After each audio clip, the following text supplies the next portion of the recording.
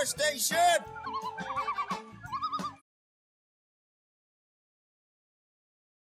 In Chester, northeastern California, and we're about to meet two gentlemen from the Collins Pines logging company. These guys are pioneers in sustainable logging, and they're going to take us on a tour of their facility and teach us all about how to manage forest in a sustainable way.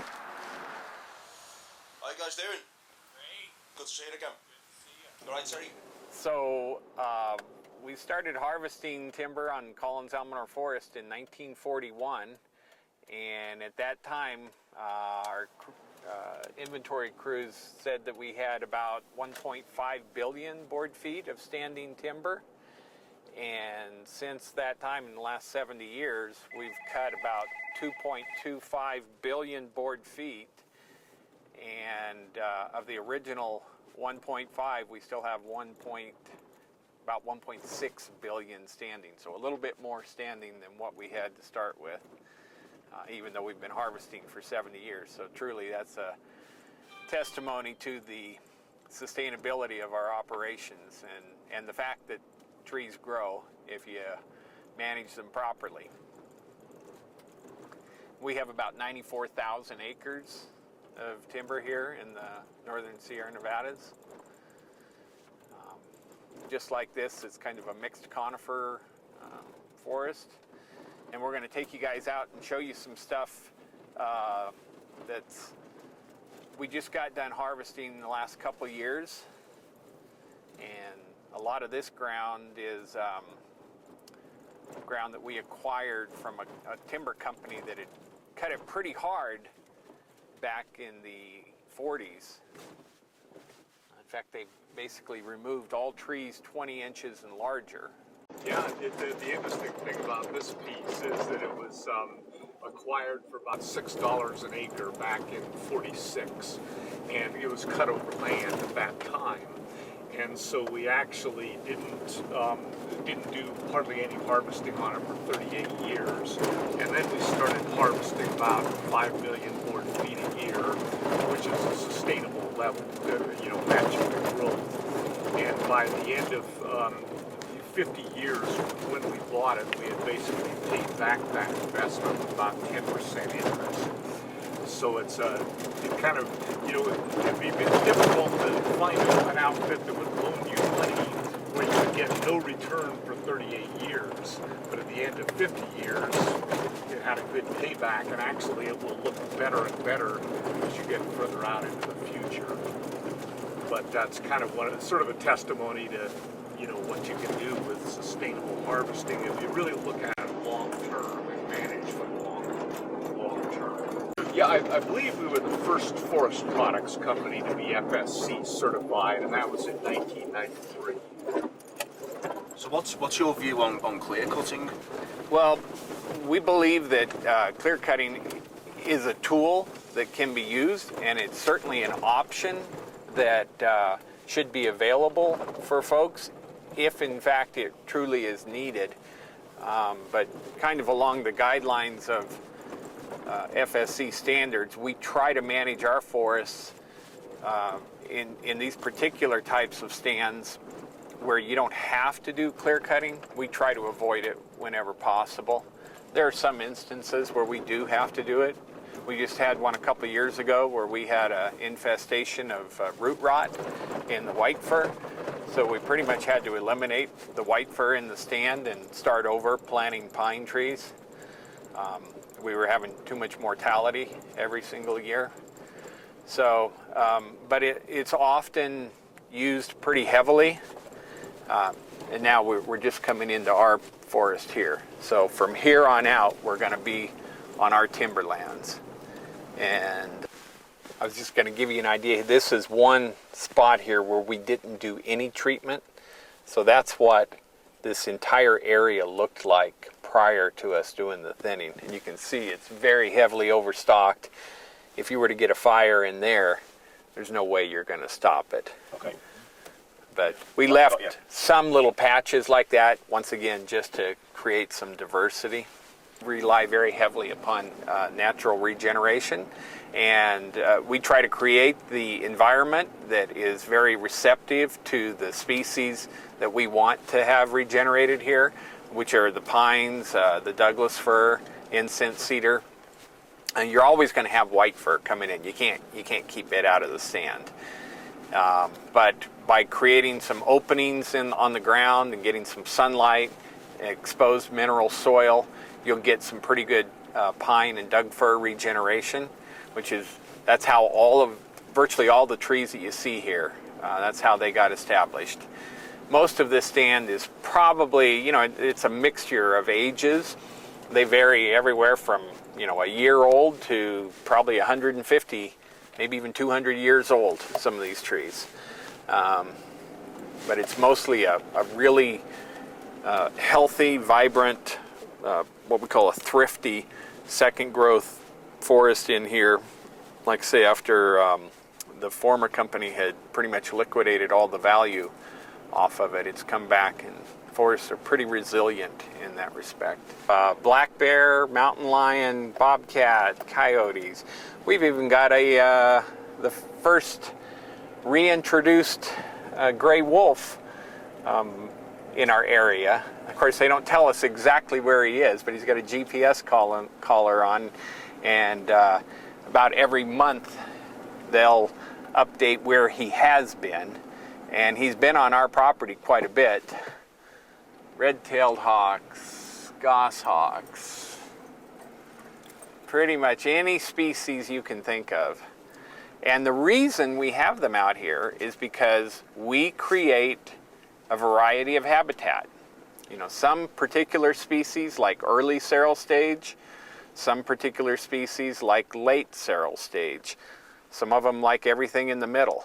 And so our goal as land managers is to try to create that complex diversity of that whole range of environment out here, so that we're not focusing on just one single species. We have a little bit of everything. Because even, real sexy species like spotted owls, they don't need the entire forest to be extremely dense. They want some of it open where their prey base can live. Their house needs to have a kitchen and dining room as well as a bedroom. So we try to have that mixture out here. Okay, so you were mentioning then, Jay, that you've created a fire break here, or Yes. a fuel break. Could you explain how you do this? Yes, what we did is we came in and we selectively harvested some of the trees to take out of here. We had a very dense forest to begin with in here, a lot of small white fir trees that we wanted to remove. Tried to leave some of the bigger trees. This area didn't have a lot of bigger trees because they weren't growing very fast. There were so many trees per acre here. They were just spreading what little limited growth energy over too many trees. So now we really think that these trees are going to grow bigger, faster, be better able to withstand any sort of fire in here. You can see kind of what the natural stand looked like just off to the edge where the equipment couldn't get to. It's very dense, way too many trees per acre in there. So that's the situation we're faced with in a lot of the Sierra Nevada here. So what we're trying to do is thin that out, return it to more of a natural carrying capacity of what this ground probably was like pre-European settlement, and when we did have natural fires that helped reduce the fuel loading in here. Just to clarify, then when you thin the trees out, that stops the fire from spreading? Typically what it does is if we can create some space between the crowns, then you don't get that crown-driven fire, and the fire will go to the ground where firefighters can actually do some good with it. If it's just blowing through the crown 50 feet above the ground, there's no way you can do anything with that. And so this is what's occurred on the federally controlled land? Yeah, on a lot of the ground in the Sierra Nevada that the government owns and operates, they haven't been able to do a lot of this type of operation. We're trying to encourage them to do more of that. Probably a little bit later we'll see some results of what happens when you don't do any type of management in there and you have 100 years worth of fuel built up. And what's the reason they don't prune these trees? Well, The government, I think, has been trying to do a lot of this. Unfortunately, there are some really radical environmental groups that don't want to see any trees being cut, so they file lawsuits and appeals anytime a project is proposed to do some forest health management projects in there, so that work doesn't happen on the federal lands. And unfortunately, the result of that is we're burning up a lot of this ground, and it's actually hitting the reset button on that, and it's going back to year zero, and it's going to be hundreds of years before we get those forests reestablished in there. And then, of course, you lose the opportunity to sequester carbon in those forests. Instead of becoming they become instead of a carbon sink, they become a carbon emitter when that material starts to break down. You lose about 1/3 of the stored carbon during the course of the fire, in the smoke and the ash that comes up. But over the next 10 to 20 years, as those trees decay, they're continuing to emit carbon into the atmosphere. And that's contributing to the global climate change that we're seeing too. That it's that carbon that's coming out that's being emitted by the trees that are after they're burned, and then when they start to decompose, that's actually probably an even more serious issue, because that carbon, more of it will actually combine with hydrogen and make methane, which has got a much higher global warming potential than carbon dioxide. So that's one of the reasons why I think it is important to salvage these burns and get something out of them and put that material into a product like lumber. So this area is an area that we had thinned, and they were actually able to backfire from here because we had removed a lot of the fuel loading in here already, and so it was safe for the firefighters to introduce fire into this area. That actually was a great firefighting tool that stopped the fire as it was advancing this direction. They were able to remove what fuels were left in here, and that's what helped put the fire out in this area. If we had not done the thinning in this area, it probably would not have been safe for the firefighters to do that. Okay. So what is backfire again? Backfiring is when they get ahead of the fire, and they'll try to light a fire intentionally when the conditions are prime for it, generally in the evening when temperatures are down, humidities are up, and they can safely burn along the ground, remove that ground litter, and that will starve the fire as it comes forward. And it's great because you can maintain the overstory trees that are in here, and you still have a forest that provides habitat. What's really interesting, I just noticed on the ground here, I see some turkey tracks. See those right there? Yeah. Or was that from Jungle Bird? I don't know. Different footprint there. Okay, different. It wasn't Jungle Bird. Those are wild turkey tracks right there. So we're beginning to smell the burning now, aren't we? Yes, you can, yeah. See, we were actually planning to log elsewhere for this year to get our annual cut out for our growth. But when the fire happened, we stopped all harvesting of green trees because we knew we were going to have some dead trees that needed to be harvested. So we'll come in, generally does not consume the bole of the tree. And that's where the real value as far as saw logs is in the bole of the tree. So if we can cut that tree quick enough, get it moved to the sawmill and saw it up into product, we lose very little, if any, of the value. Okay. The problem comes from if you wait too long. And what I tell people, they say, well, how long is too long? And it's never going to get any better than it is today. So every day that goes by, there's going to be some deterioration in value. And of course, if you wait a year or two, you may have lost all the value in that particular tree. So really, time is of the essence to try to salvage this material. Yeah, especially if it stands through the summer, it'll tend to get a lot of blue stain in it, and we can sell blue stain pine, but we don't get as high a value for it.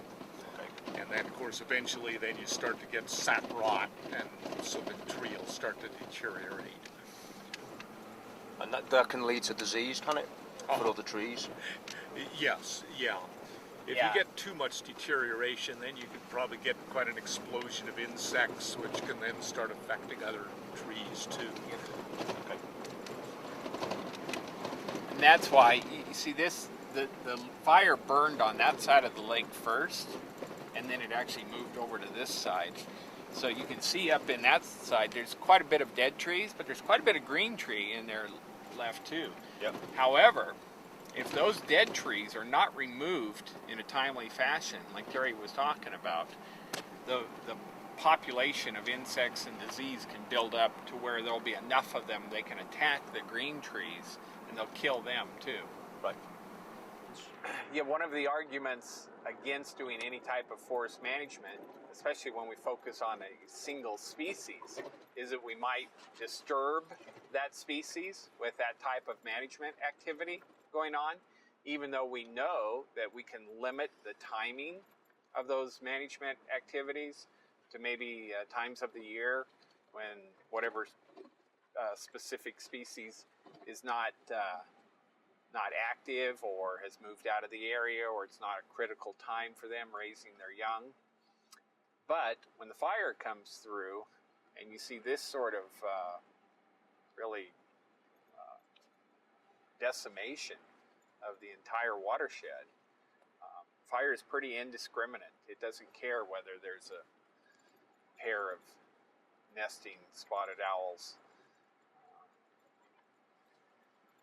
That's why we think, if with professional land managers and wildlife habitat managers, we can make intelligent decisions that would prevent something, some catastrophic event like this happening. So the day after the fire burned through this area, I was actually able to drive up here with one of my foresters, and we saw this complete devastation up here on top, and we were just lamenting how terrible this looked, and we knew we weren't quite to our property line yet, but we were sort of encouraged as we came up the road here a little bit and started seeing a little bit more green. And lo and behold, we knew there was a tree that was right on the property line here that had our sign on it that says we're entering the Collins-Almanor Forest. And as we got to this spot where we could see the tree, we could see immediately it shift from more burn to more green in this area. And we were actually just about crying because we were so happy that not all of our land had been destroyed by the fire. We obviously had some trees that died, but the vast majority of the trees in here are still green, and we'll still have a forest here. And we credit that to the fact that we've done the management in here. What surprises the difference between where we just were was bleak and total destruction to this? Well, over here, we have been doing active management, harvesting timber for the last 70 years. We've just been in here in 2011, last year, and done a harvest in this particular area. And by doing that harvesting, taking some of the trees, leaving a lot of them, we still had a lot of timber in here, but we had some space between the crowns. Okay. And it allowed, when the fire came in, it didn't burn quite as intense. And the fire was able to get on the ground, even though virtually every acre out here that you see has had fire on it. It burned at a much lower intensity because it was not as dense of timber stand in here. Okay. The fuel loading had been significantly reduced, and that allowed the fire to burn more like a natural fire. Now, it did kill a substantial portion of the trees in here, and that's why we have the crews in here right now. We're trying to salvage these trees, but a lot of the trees still survive, and that's why you see all of these trees that have the orange stripes on them. Our professional foresters have determined that we believe those trees are going to survive, so we're going to leave those trees for the next go around or in future years. Okay, well, thanks very much for your time today. It's been really, really interesting. But learned a great deal. It seems to me that there's two sort of trains of thought here. That there's your system where you manage the land in a responsible way, And the other side, with the government at the moment, with the way they're sort of stuck in the middle with the environmentalists, that if you leave the land untouched, that it grows this dense, this is the kind of damage that can occur. Yes. Yeah. That's a good summary of it. Yeah. The other thing we didn't even really touch on is the whole economics and social impact of that. You know, we're trying to employ people, pay them family wage jobs to where they can continue to live in these small communities and take care of the landscape. Unfortunately, in a lot of the lands that the Forest Service manages, that's not occurring. And so people are having to move away from these areas, and there's no one there. The schools are falling apart. The infrastructure, the roads are falling apart.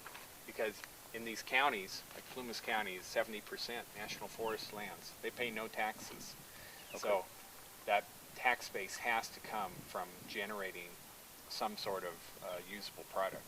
And in this case, it's a renewable product, but that's not happening. So the flip side of that is that there are people moving into our woods. Unfortunately, they're doing things like growing illegal marijuana gardens. Right, okay. Yeah, and then those folks have no concern for the environment. They're dumping their chemicals in the creeks. And so that's the whole other flip side of what is happening. Okay. And I guess as well, when fires occur, you've got to speak to a fireman last night. He was saying that when these planes have to fly over, it's putting the pilots at great risk as well. The pilots, the firefighters that are out there on the ground, I mean, if you saw these flames coming at you, no one's going to be out here. I mean, you're risking life and limb as it is already. And it's just foolish to try to put folks out in front of this stuff. And there's nothing can be done. Whereas if you've got the stand thinned a little bit, you can get on the ground, maybe do some backfiring in there, maybe try to stop the fire from being so large and devastating. Yeah. Yeah, once these fires get going, it's just they put up so much smoke that it really hurts the visibility for the planes. Is sometimes they just can't even fly over these fires. So yeah, there's a lot of hazards involved with it, and of course you can see that this whole watershed has pretty much been torched now, and it's going to take a lot of brush will come in eventually, after the fire, and you'll have a difficulty getting tree seedlings to really regenerate here. It's just such a massive area that's been burned. Okay, guys, well, thanks very much. Great to have met you. For more Jungle Bear, please visit junglebear.org.